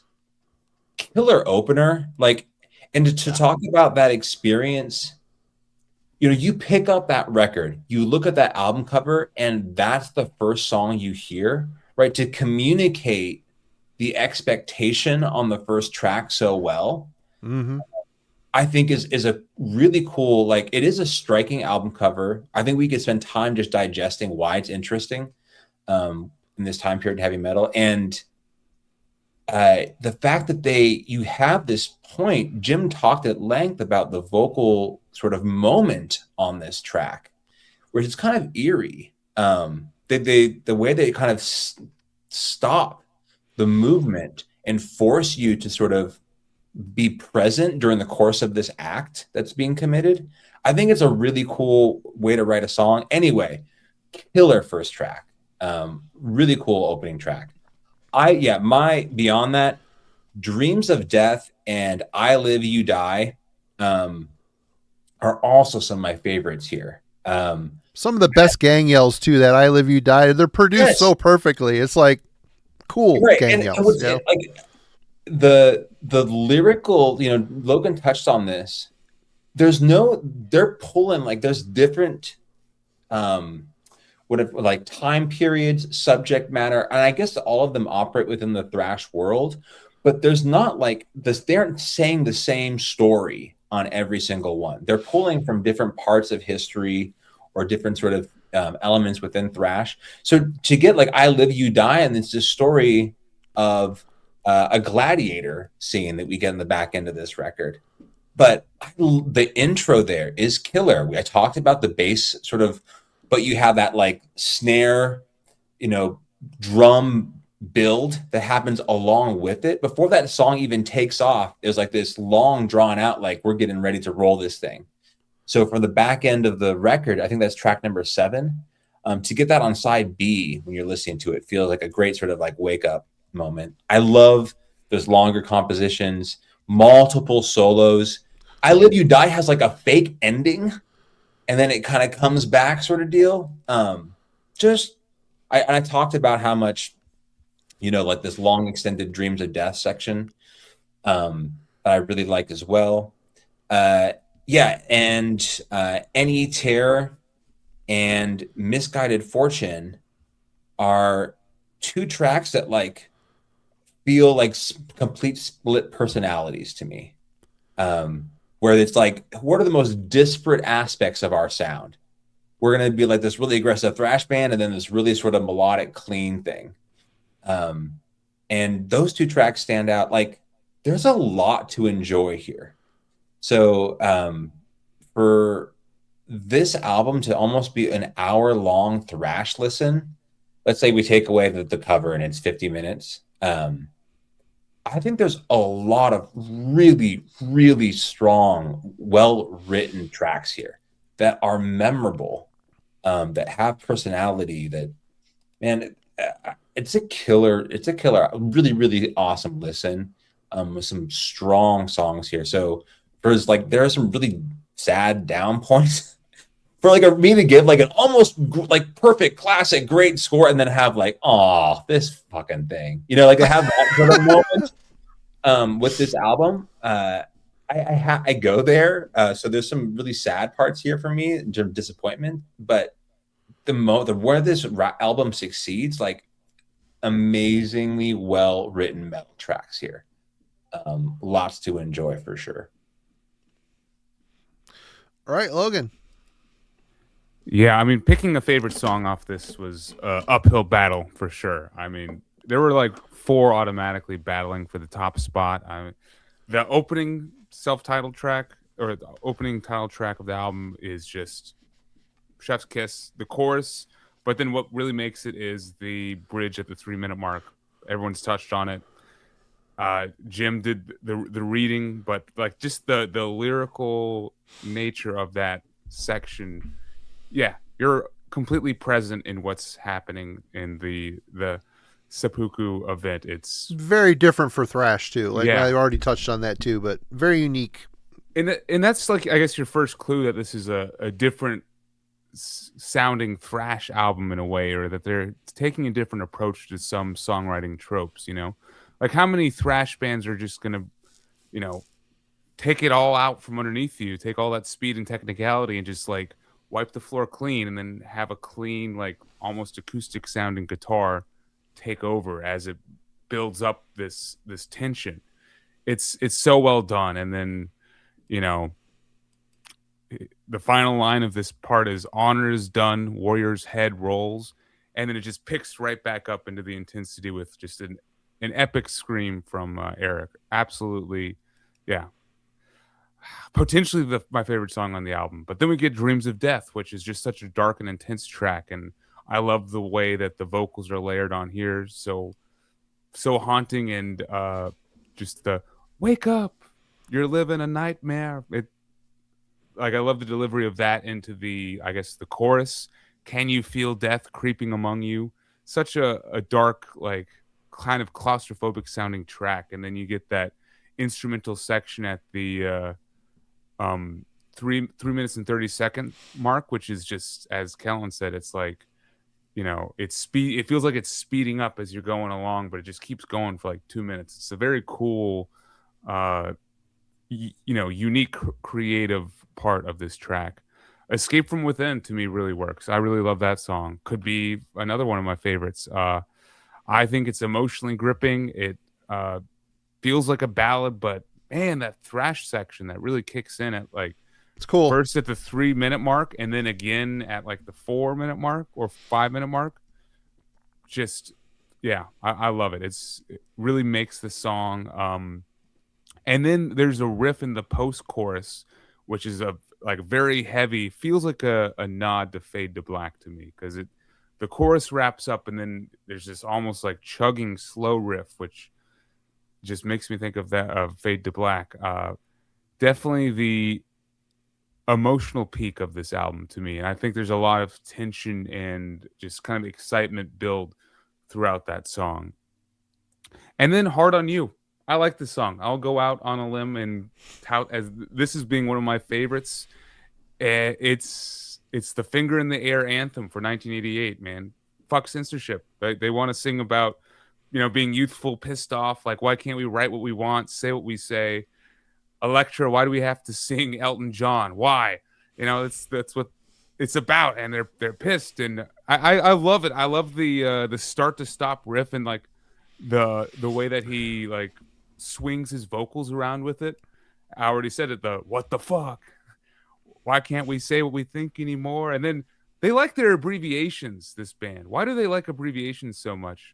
They got the Any Terror Pab, and in this song, they're singing Hoy, which is HOY, Hard on You. Like, what's up with the abbreviations, guys? There's one on the last one, too. Yeah. ULSW or UISW. What about on the one after? Oh, boy, there's a bunch. There's a bunch. Holy shit, there's a bunch out when the storm comes down. KABEMTEK. To me, the abbreviations do hurt some of the songs. I'm like, what the fuck is PAB about? I'll get to that in a second, but like... Pabst, what are we doing here? Like, but no, Hard on You. Yeah. Why? Hard on You works for me though as a song. I think it's cool. And then, yeah, we get to the part of the stream where I do talk about what I don't like about the album, because there's definitely some mistakes in the track listing, and Callan basically nailed both of my main points perfectly that I was going to bring up. I mean, Saturday Night's All Right for Fighting is a fine song. I actually like it. I don't mind Elton John track. Not either. This is a fun fucking song. It's a great track. And like initially going into this week, I was like fine with the cover. But as it unfolded, I grew to dislike it more and more. I didn't skip it. I kept spinning it, and that kind of made it worse, because like here's the track listing, right? To me, you get the emotional peak of Escape from Within, where it's such a dark, brooding song, and then it just fades out, and you're like, what's next? And then it's the da da da da da da, and it's such a, I don't like the guitar sound on that. It's like weird. that It's weird. It sounds detuned. You guys were talking about that earlier in the musicality, and I don't know what they were trying to do with it. It doesn't work. I think that opening guitar chug just does not work, even for the song. I think the cover ends up being suitably fine, but its placement in the track listing just does not work at all. It ruins the momentum that the first half of the album had, and it makes the album feel more front loaded because of where it is. So yeah, that's fault number one. Fault number two is the album is 55 minutes, and it's easy to figure out where the issue is in the runtime. Like, if you got to cut something. Like, this should be like a 45-minute album. Get rid of this track. You will lose nothing if you get rid of this song. So yeah, low man on the totem pole. Unfortunately, Saturday Night's not all right. It's got to go. But I also think how the album ends is a bit lackluster to me. Bad song. It's kind of a fine song. It's the Jones, another weird song title. What are the Jones? Watch out for the Jones. Who are they? Like the family at the end of the street? I'm not sure what to do with that title either. But you're jonesing for something. We're jonesing yeah. to be done with the album. It's just they're not bad songs, but they just don't have the closer energy. They don't have the energy that you want from your closer, especially when you open the album so strongly. And I think Pab is guilty of this too. Like, they don't feel like they have the same focus on the songwriting and stuff as the rest of the album that came before. So I think you could rearrange the track listing, maybe get rid of one of the two, either Pab or the Jones. I think I actually dislike the Jones more than Pab. So, and then rearrange the track listing, and you've got like a basically perfectly structured thrash album. But how it is now, there are some issues with it. All right, Kellen. Wait, you already went. Jim. Oh, so I don't get final word? I jumped around. I got confused where I was. So yeah, definitely for me, No Place for Disgrace is my favorite song on this record. It's just, it's a perfect thrash song for me, vocally, riff wise. That interlude, it's just magic. And as Ryan reminded me earlier, this is Boris Vallejo. That's why it's so awesome. He reminded me in the chat, and the song perfectly encapsulates everything awesome about that cover. Yeah, I really like Any Terror. We haven't talked about that as much, but I love that song because that riff really going to the change, like it starts out where the notes are just played like open chords, and then it goes to picking, and then they put that weird phase on Eric's voice, and it just bounces along with the toms there. I really dig that. I think it's super cool. And one of my favorite parts on the whole record when he does that, that just awesome scream. It's like perfectly executed. Just sounds amazing. It really does some really killer work there. And also on that song as well, there is like they do this kind of like a Phrygian mode guitar line side, which has almost like an Asian feel to it. Which I put Arabian, but yeah, right on. Yeah. Same diff. I'm not sure. You could be more right than me. I sure. just the first thing that popped in my head, Asian is probably right, but but yeah, either way, there's that Hirajoshi scale. It might be that, or it's somewhere. It lives somewhere in that like Aeolian Phrygian mode, somewhere mixed in between there. But it sounds really awesome, and I love it. I think it goes along with the themes of the album very well. And Logan, I'm really glad you called out Escape from Within, because yeah, man, it's a definitely, a lot of thrash bands are doing bounce, but I think they did an excellent job on it. And again, it's Eric's vocal, man. He just brings such feeling and power to it. When he's like, "Now got the power," man, he puts so much feel into his delivery. Like it's he could be singing about Campbell's soup and I would feel it. I mean, the dude's just got some emotion, man. And I do love how they pan, when it starts getting closer to the choruses, they have one guitar go distortion, pan completely left, acoustic guitar is completely right, and then that's one guitar's playing heavy. Like it's a cool, very subtle thing, but I really like it, and it's kind of a standout for me. Hard on You lyrically, yeah, someone in the chat's like, yeah, that that kind of stuff sounds a little dated now, because the PMRC, that's old hat, right? But I will tell you that as a 15-year-old listening to that back in '88, I mean, you're right. I mean, I was like, yeah, man, tell me what to do, let's do it. So it definitely, had its appeal at the time, and there's still some good riffs in that song. But yeah, I Love You Die. I definitely agree with you guys. That song's amazing. We've already talked about, the awesome bass intro, and I like, when, again, Eric, a highlight for me is when he's, "The people look away." I love that. It's like, like, "You motherfuckers," you turn away while kids are being eaten by lions. It's like he's accusing them with his screaming vocal. You know what I mean? I think that's just so awesome. And then there's another quick bass break at the song's end, which is great. Misguided Fortune, cool triplets with harmonics. That cool mix there. Another nice, acoustic interlude with harmony solos in the middle of the song. I like Pab. I like that it starts with that kind of classical acoustic guitar, then the bells come in and everything, and it has that kind of descending riff, and they take that sort of descending riff, and when Eric starts singing over it, it's the same descent, but they change it a little bit. If you pay attention, you listen to that track underneath when Eric's vocal riff slightly changes, and it kind of gives it a lot more color. Now we'll go to what we're talking about. Yeah, the solo is superfluous. I completely think they were pushed by the label to do something like that.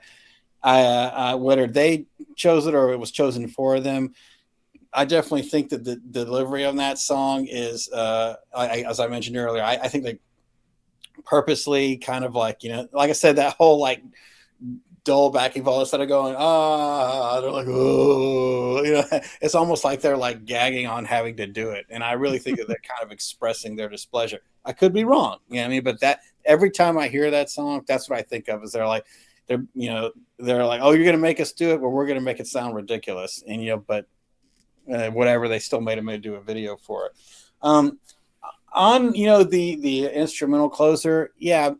That is, not my favorite choice for a band to do. Metallica did it on Ride Lightning and Call of Cthulhu, but for some reason it worked in that. Right. I don't know why, but I like that instrumental. Maybe because Dave Mustaine wrote it, but it works there. Here, I think it's fine. Like, it doesn't bother me as an instrumental. Doomsday for Deceiver also closes with an instrumental. So I feel like there's like a little bit of continuity there between those two albums. So that's kind of like, they did it on the first record. They did it again. But I do feel that, if we're talking about shortening up the record, obviously dropping the cover, would be cool. But I'd be hard pressed to choose between this and Hard on You for like another thing to get it closer to 45 minutes, because I actually do like the instrumental a fair bit. I just, taken on its own without thinking about Doomsday. Yeah, I think it could be placed somewhere else in the album. Maybe get rid of Saturday Night Sorrow for Finding, put the instrumental there in that spot. I think that would be great, kind of mid-album. But like thinking about it in the context of their discography, it makes sense because their first record they did, and I think they were just kind of keeping that connective tissue there. So you take that for what you will. But again, the songs that they also did on the third record too, When the Storm Comes Down. Oh, they did. Checked. Yeah, see my familiarity with this record. Didn't even remember that. Yeah, I just checked. See if it's not that way on Quattro. Yeah, but the first three records all end with an instrumental. Yeah, I wasn't happy with Quattro. I got rid of that one a long time ago. But anyway, Quattro. Sorry, go ahead. But definitely for me, obviously title track. I mean, it's really like the first four songs are all amazing to me. No Place for Disgrace, Dreams of Death, Any Terror, Escape from Within. They're all great. And then for the second album, that's sort of like that three in the middle there. I Live You Die, Misguided Fortune, and Ab. Those are the ones that work for me. I would, since we just touched on the intro, I think the intro has an aura of, okay, well, we did it on the last album. We got to do an intro or an instrumental to close the album. And it came across as boring and pointless to me. It doesn't feel, not only does it feel like it's in the wrong spot on the album, that's its own problem, but it feels far less composed than the rest of the tracks. There's not a lot of excitement or flair in the cover, which the album at large has a lot of excitement and flair built into the songs. It just sounds like a bunch of reheated and potentially throwaway riffs. It's not a good ending, especially when the track before it, that pab thing, it does have a bit more spice and life to it. There's let me see here. It takes a second to get up to speed, but it acts as a proper closing track. More stripped down and thrashing speed on this one. So yeah, that would have been a good fit. But yeah, favorites, No Place for Disgrace. We've talked about it, but this is hands down the best song on the album. The riff work, it's very skillfully layered and exciting, and they dip into quieter, almost ballad-esque moments. The whole describing the act with seppuku. Eric really pursues the more nuanced side of his voice. He's a really good singer, and it's funny the variety in his voice. He's got like a whine on the end of some of his verses that kind of reminds me of hair metal a little bit. So it's like he could live in that era if he wanted to, but thankfully he doesn't live in that era on this record. He just hints at it, and I'm like, oh, he has that kind of hair metal type of singing, but those high up piercing screams, and so good. And he's singing in key a lot. Very good. Dreams of Death, another one. This is just another banger. He follow up a banger with another banger. There's a lot of very sharp note based riff work on this one. Edward and Michael, they interact with each other.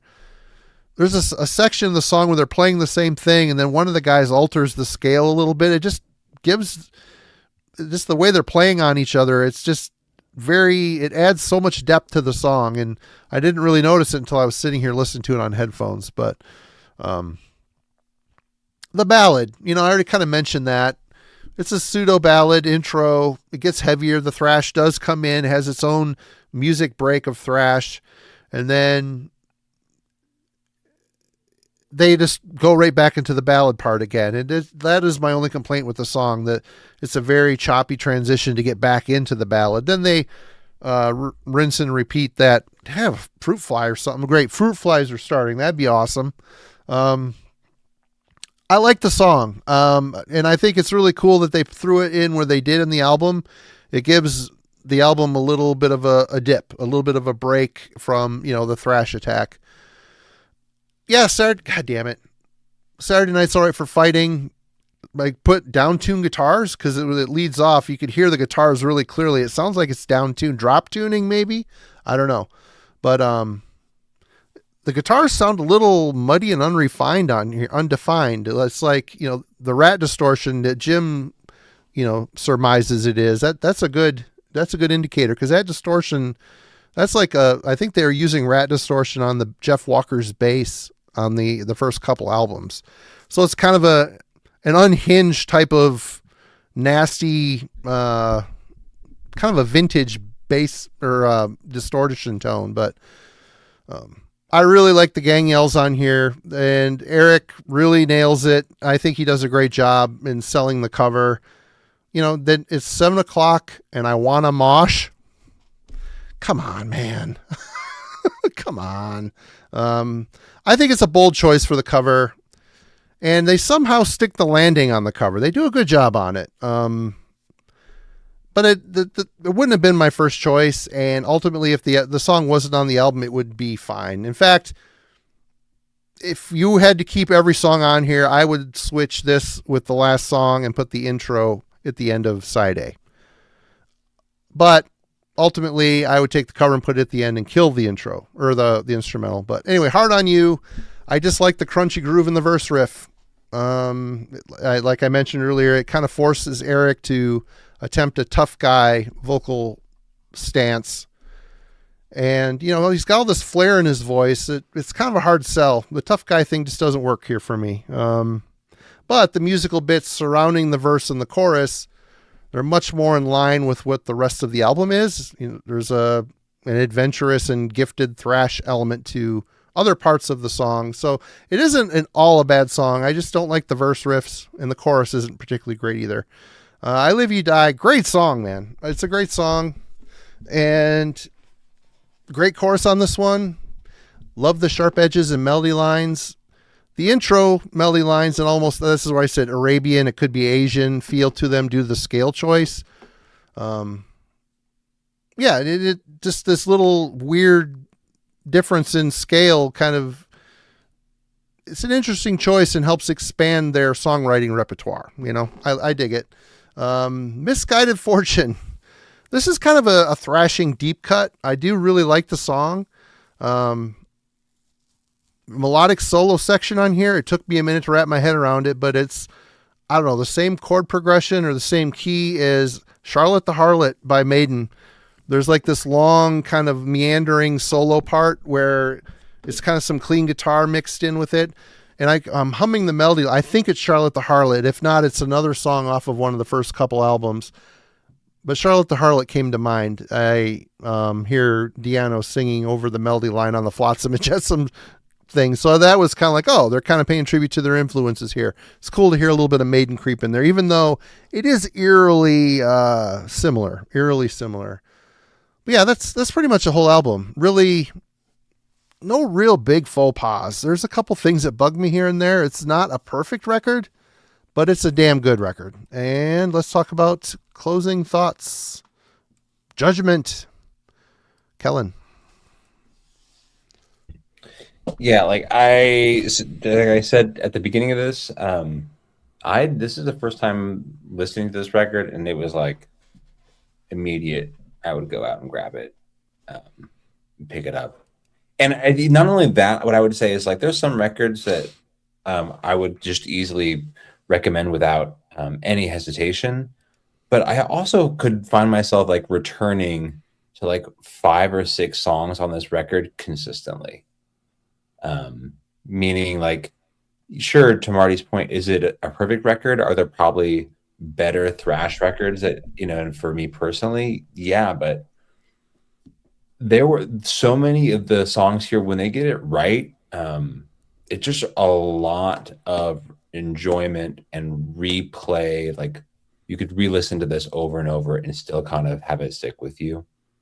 So I'd have absolutely no hesitation recommending this and listing it as like a great record. Probably I can say this is a great record and also be like, man, when they get it wrong, I don't like it. I just skip right on past it. Mm-hmm. Because like sometimes it'll have such a terrible sort of blight that the record cannot be rescued.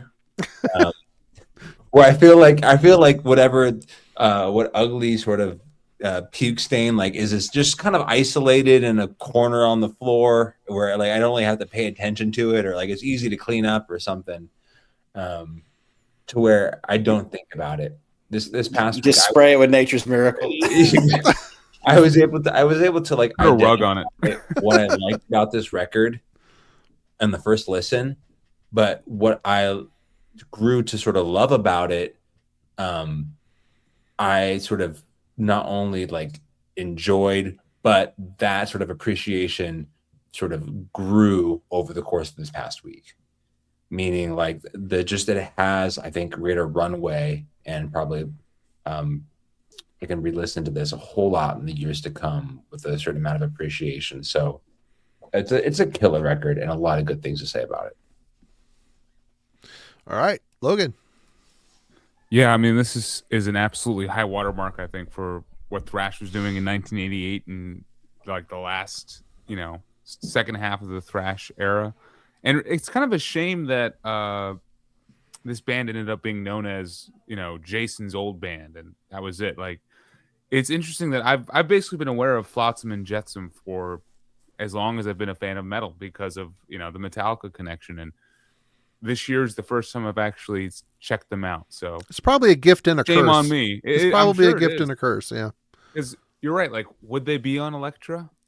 I don't know. Who knows? That's a what if scenario right there. But then at the same time, would they have felt as overshadowed or be as like more of a footnote than anything if they didn't have that Metallica connection looming over them? I'm not sure, but it's also interesting that they've done 14 albums. That's impressive. And I wonder what they do in 12 out of those 14. You know what? The last handful, a lot of people in the VC have been showing a lot of the old timers saying how good they are. And I just haven't, I don't know, we'll get there. We'll get there when I have to run my mouth again, but go ahead. I'm just not sure if I'll be able to venture out past this album. Like I checked out Doomsday for the Deceiver earlier today, and that sounds like a sick album as well. Totally right, a good predecessor to this album. So 2 out of 14, I don't know. But this album specifically that we're talking about, man, great songs, great performances, top-notch guitar work, and it's just it kind of feels unique in like they're just are nailing their own sound. So definitely something I would recommend to other people. And yeah, I think there is like a 9 out of 10 album on here for me, but because of the cover and because of, it feels front loaded. And as I said, I'm not sure how I feel about how they ended it. It ends up being like a strong 8 for me, with indeed that vomit stain in the corner that I would just put like a couch or a piece of furniture on it and just hide it. But, to each their own. So strong 8, easily worthy of being in the collection and something I will return to on, every time I'm in a thrash mood. All right. I'll let Jim have the last word since it's his pick. For me, it was a little bit of time spent on wondering why I fell out of touch with Flotsam. I've had these, obviously we already touched on it, probably because I never upgraded them to CD, and tapes are just the least favorite medium in the house. But, revisiting this album this week, it felt like a new record for the fact that I have not listened to this in ages. So it was cool spinning it and being refamiliarized. And I remember some of the stuff on it, but it largely felt like a new album. And that made it a little bit more exciting, I think, than it did maybe when it came out. But I think this is a good 8 out of 10 record. I don't think it's a perfect record, but I think it's a damn good record. And I have to agree with Kellen. The few things on here that bother me is not enough to deter me from it because the peaks are so well done. And for being 1988, I think they held their own pretty well considering what was going on around them. A lot of the Big Four and all the other bands in the periphery that were getting more and more noticed and popular. I think they could hold their own with an album like this. Then they went to MCA and put this thing out, and it went to the bargain bin. Like I said, I got this for $1, and there were other multiple copies of this in the bargain bin. And then they eventually go back to Metal Blade for a long run, and that to me even though I would hear those albums as promos and check them out for a minute and go, wow, this is just, it's like they kind of lost the thrash sense and just kind of went to more of a, I want to say power metal in the way that Metal Church is power metal, rough and tumble, but just kind of not as much excitement to it. And it just seemed like the type of band that fit well with Metal Blade. You know, because Metal Blade, they have their peaks for sure. In the early 80s, you know, Metal Blade for me was king. But then, you know, then they kind of hit their stride and just started putting out a lot of records that sound like Metal Blade records that some people love. A lot of people just are kind of like, meh about. So, yeah, I'm rambling. But 8 out of 10 record for me. Jim? Yeah. So, yeah, this one definitely... it was very impactful for me when it came out. And, there was a time in the 90s, where, I just kind of like, wasn't listening to much thrash anymore. It was a lot of death metal for me and a lot of other questionable music that I'll just attribute to my experimentation phase. But as I started walking back towards, my roots, this album, came back in there and, but I was looking for the right copy and I wanted to find it in the wild. I didn't want to just buy it, and I finally did find it in the wild. It's not an OG press like my brother's, bastard. You gotta step a little quicker than that guy. He gets you a lot. He's always got one up on you. He's there's no catching my brother, man. He's out there every weekend, man. He's a machine. But anyway, I'm super glad to I finally have this on wax. I had it on tape and then CD and all that, but it's good to finally have it on vinyl. And but yeah, it's definitely a very powerful, meaningful album for me. It still moves me.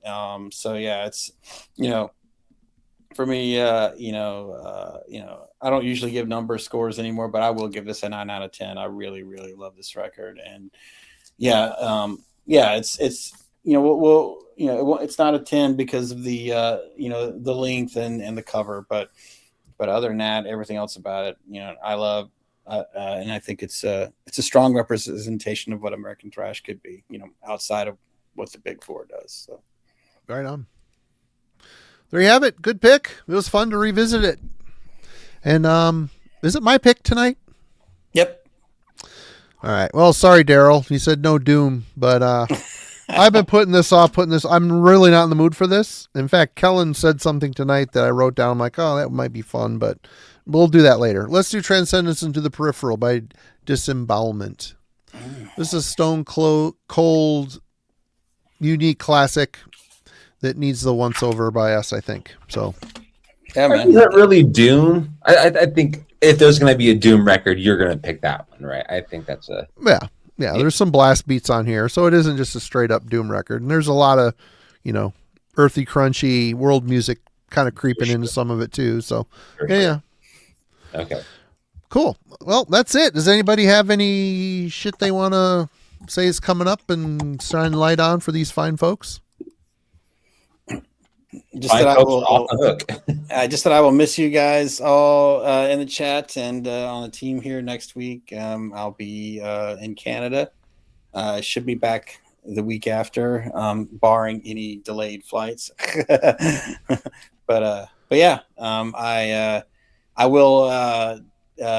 Maybe I can at least meet you guys in the halfway through the end of the chat or something. So right on. I'll still be listening to the record because hey, it's Disembowelment. Let's do it. Right on. Cool. Yeah. Well, did your video get put up? You said you had a video recorded, Logan. Did that get? No, it's unedited on my compuper. Right on. Okay. Summer's been kicking my ass. It's all good. Right on. All good. Is it going to be in black and white? Yeah, I'm only going to operate in black and white from now on. Is a house going to land on a witch in it? It's too late. We crushed a poor Cajun lady. Homeless lady, yeah. No place like home, and there's no place for disgrace. Show notes. This Friday, we have Eric Bauer from High Defamation TV joining us. We're going to be talking about albums for the apocalypse. So that should be fun on the Discord server. I will not be doing a show on Saturday, but Mr. Raccoon, I think he's in the Netherlands. He is doing a radio show at 5 o'clock Eastern on the Discord server, focusing on the band X Japan. So that's going to be something he's doing. That's going to be cool.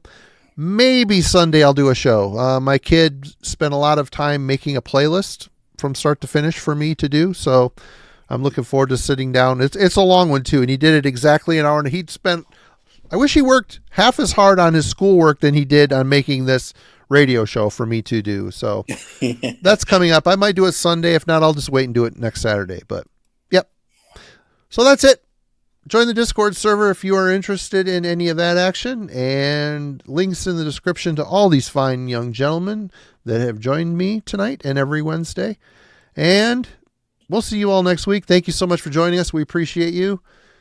Cheers. See you Friday. Oh, and thanks to Lee for the pre-show. I always enjoy his comments, his speculations leading into the shows. So if you are not subscribed, I always forget to put them in the description. Go to Warhammer 666 and subscribe to his channel. He's doing a lot of fun stuff over there. But cheers, everybody. You have a great one. We appreciate you.